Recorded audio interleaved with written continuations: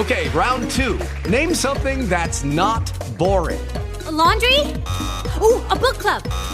Computer solitaire, huh? Ah, sorry, we were looking for Chumba Casino. That's right. ChumbaCasino.com has over 100 casino-style games. Join today and play for free for your chance to redeem some serious prizes. ChumbaCasino.com. No purchase necessary. Void where prohibited by law. 18 plus. Terms and conditions apply. See website for details. Hey guys, it is Ryan. I'm not sure if you know this about me, but I'm a bit of a fun fanatic when I can. I like to work, but I like fun too. It's a thing. And now the truth is out there. I can tell you about my favorite place to have fun. Chumba Casino. They have hundreds of social casino style games to choose from with new games released each week. You can play for free anytime, anywhere. And each day brings a new chance to collect daily bonuses. So join me in the fun. Sign up now at ChumbaCasino.com. No purchase necessary. VGW. Void where prohibited by law. See terms and conditions. 18 plus. From Hollywood, it's time now for... $20. Billy Underwood, Johnny. They're trying to get you all over town. The hotel said to call you at this Skyline number. I'm out at Arnold Bennet's house. He's been shot. What? That's right. Well, who shot him? Don't know yet. I think I'm a transfusion here before they take him to the hospital. Uh-huh. Look, Johnny, I got something to show you. Yeah, what? Some ashes we just analyzed. The Bennet building was fired by a pro. He used celluloid and a wick made out of paraffin. I can prove it. I hope Bennet lives to hear that.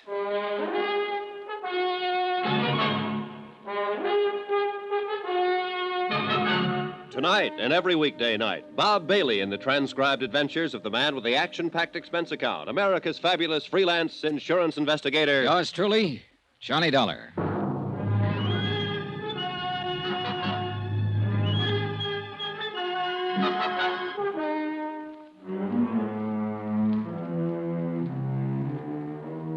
Expense account submitted by Special Investigator Johnny Dollar to the 4th State Fire Insurance Corporation, 4065 Spear Boulevard, Hartford, Connecticut. The following is an accounting of expenditures during my investigation of the Bennet arson fraud. Arnold Bennet was removed to the hospital where he was given a 50-50 chance of recovering from a .38 slug that had entered his chest. There was no weapon lying about and no witnesses in the remote, hilly section of San Francisco where he lived to give any information concerning the attempted murder. The police were more anxious than ever to find Tony Midas, the man Bennet had put the finger on earlier. Their reasoning was that if he could burn down a building worth $500,000 to get back at Arnold Bennet, he also might shoot him. I told Andy Cord about Underwood's findings when the police car got us to the scene of the shooting. Celluloid and paraffin wick, did you say? Yeah, that's what Bill Underwood said on the phone. Well, then it would point away from Tony Midas. He was an embezzler, not an arsonist. Maybe. Who's that policeman over there? Oh, that's Inspector Dickens. Well, I talked to him about it for a while. He said Midas lived in San Quentin with a man named Hanley, a professional burner. Yeah? Well, Hanley could have taught Midas a few tricks of the trade. Yeah, it's possible, Johnny. I don't know. At least Underwood is sure that he can prove it had an incendiary origin. Well, that's the first hurdle. Maybe we can't tie it to Bennet at that, Johnny, if Midas did it. Now, let's wait and see what Bennet has to say when he can talk. I think I'll get on over to the hospital. Okay. Oh, here's something that came up. Yeah? Now, you said Bennet attributed everything to this Tony Midas. Mm-hmm. Well, there might have been something personal in it, too. Midas is married to Bennett's niece, Elizabeth. He's what? Yeah, she married him a month before he was convicted. Well, that might explain some things. Yeah, she called me tonight and said she had some information for me about Midas. I was on my way to see her when this happened. Oh, you haven't talked to her yet, huh? No, let's see. It is 1038 Murata Drive. Wonder if that's far from here. No, Johnny, not far at all. This happens to be 1038. Right here. Oh? Well, we better tell the police about her, Andy. Andy Cord went on over to the hospital to await results on Arnold Bennet. I spoke to the inspector in charge and told him the information about Elizabeth Bennet. The police added the name to the APB already out for Tony Midas. And that's the way the case stood at midnight. By morning, the hospital reported that Arnold Bennet would recover from the gunshot wound. Elizabeth Bennet had not been located, nor had her husband, Tony Midas. I always fix my own dinner. Poached egg and half, ulcers. Name's Dollar? Yeah, that's right. Insurance investigator. You want something, do you? Coffee, maybe? No, thanks, Mr. Engel. Mind if I finish? Go right ahead.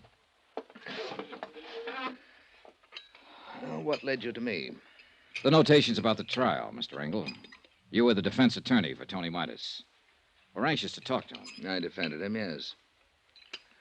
I don't think I'm going to be much help, Dollar. I haven't seen him since he got out. I've no idea where he is. We'll find him, Mr. Engel.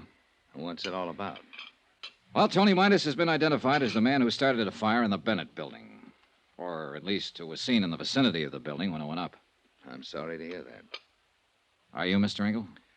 Tony Midas was a nice kid who got in a little trouble. Everything was against him at the trial. Bennet poured it on. He didn't have to, but he did. He could have let him off. You were Midas's lawyer. Did you try to talk Bennet into letting Midas off? No, I didn't. Nobody talks Arnold Bennet into anything. Oh?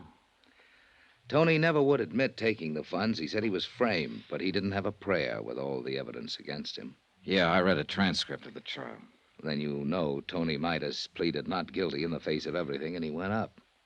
I wanted him to make a guilty plea and rest on the mercy of the court. It was his first offense. Well, he's out now.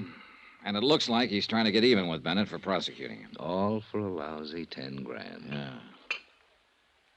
Did he ever get in touch with you? I told you, no. No phone call? No. Do you have any idea where he'd be in town, Mr. Engel? No, I don't. Okay. Then I guess I'll leave you to your eggs.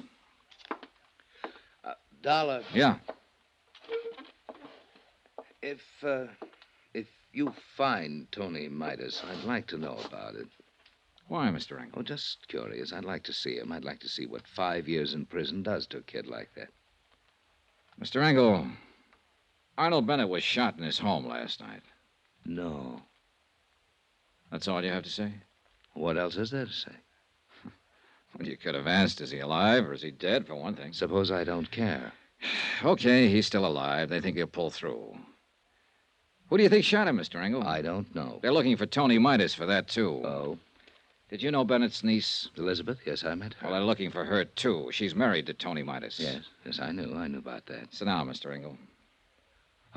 What is this going to be, an inquisition? That egg and that half and half doesn't interest you, no matter how much you look at it. Well, you ought to leave me alone and go find your firebug. Come on, let's have the story. I don't know any story to tell you. Was it spite that sent Tony Midas to prison because of him and Elizabeth Bennet? No, they proved him a thief.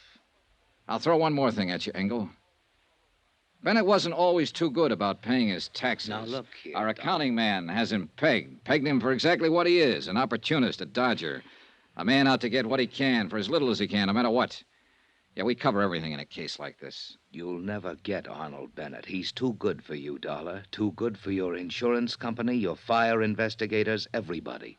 No man stronger ever lived. We've already got evidence that proves the building was fired. I'm here to get all the story, and I think you're the man who can tell it. Why me? Because you work for him. I never worked for him, never. All right, we'll let that go for now. But you can tell me this.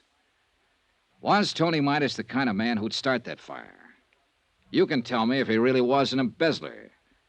You can tell me if he tried to kill Arnold Bennet. I can't tell you anything for a fact, Dollar. All I have is my own personal opinion. Well, that's what I want. I want that. I'd like your opinion. Now, there's something about Bennett's niece being married to Midas, isn't there? A wife can't testify against her husband. Everyone else in Bennett's office testified against Midas. She didn't. I see. Now the opinion. Oh, come on, Engel. Come on. You're right, Dollar. I have got ideas. All of them make me sick inside. Tony Midas stood there and told me he was innocent. He said it 1,000,000 times if he said it once. He said he thought Bennet was framing him. To cover up for income tax shortages? It's just surmise, but it fits.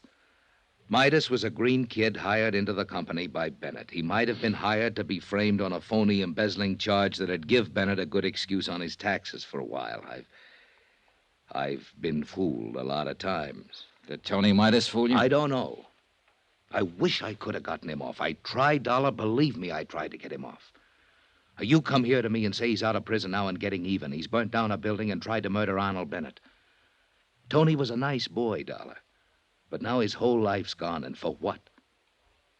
I hope you don't find him or her. I hope they go far away and stay away and don't have to talk to anybody ever. They deserve that. I hope nobody ever finds him.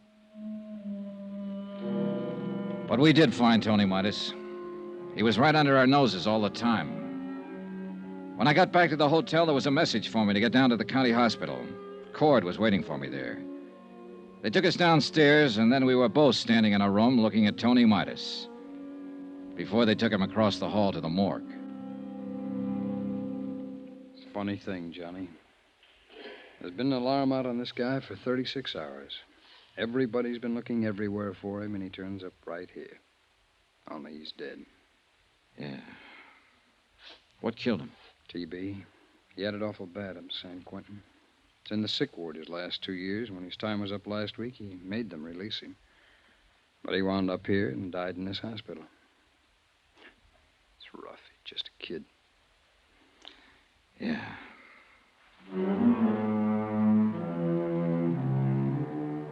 Up until that time, there had been some kind of a case against Tony Midas. But obviously, since he had been dead almost 2 days, it was impossible to connect him with the attempt on Arnold Bennett's life and the firing of the building. So we were right back where we started from, trying to make a case against Arnold Bennet, who still lay in his hospital room and refused to talk to anybody who came near him. All right, Johnny, now what? Bennett's going to be hard. We'll have to work around him. His niece is the best opening I can think of. Where is she? Police haven't located her yet, huh? Not a trace. Andy, she had some information for me when she called last night. I still want to get it if I... Oh, hello, Bill. We got a break. George Foley's in town. Who's that? Best celluloid and wick man in the country. If you happen to want a building burnt down. One of the policemen at the hospital spotted him in the lobby trying to see Arnold Bennet. That'd tie it, Johnny. Where is he now? They followed him to an address on Baringo Street. They aren't going to move in until we decide something.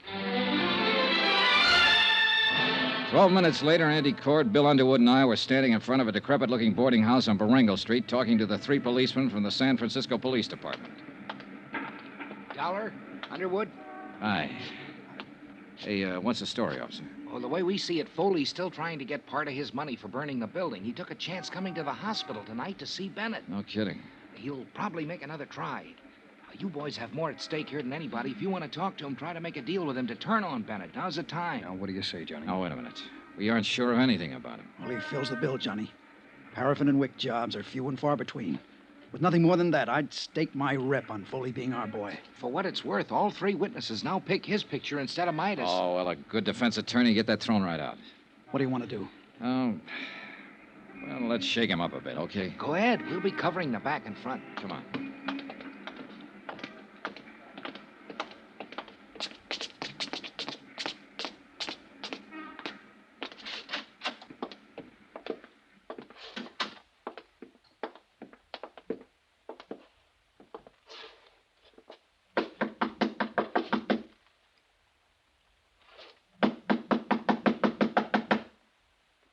We know he's in there, Johnny. Let's bust it in. No, wait.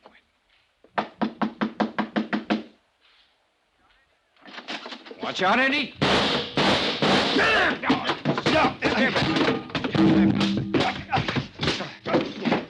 All right. That's enough.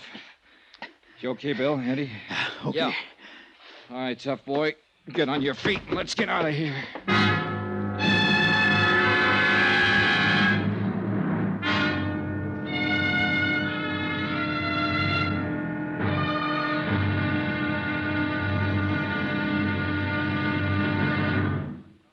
Now, here's our star to tell you about tomorrow's intriguing episode of this week's story. Tomorrow, we have an arsonist right in the palm of our hands with very surprising results.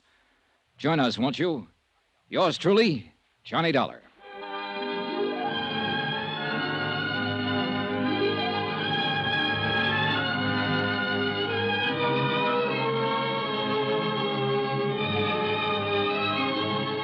Yours truly, Johnny Dollar, starring Bob Bailey, is transcribed in Hollywood. Written by John Dawson.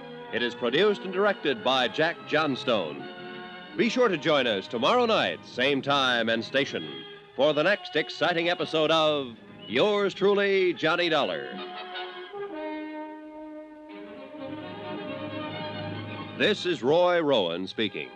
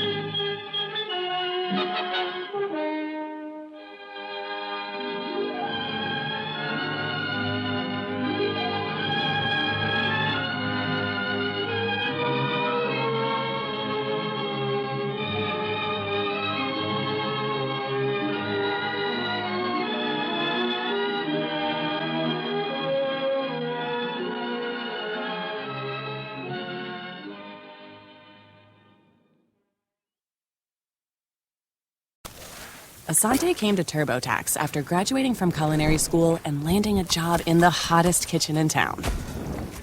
My hands are full all day, every day. I love it. Asante, as your TurboTax expert, I'll make your moves count, guaranteeing 100% accurate filing and your maximum refund. Sound good? Yes, expert! Switch to Intuit TurboTax and make your moves count. See guarantee details at turbotax.com/guarantees. Experts only available with TurboTax Live.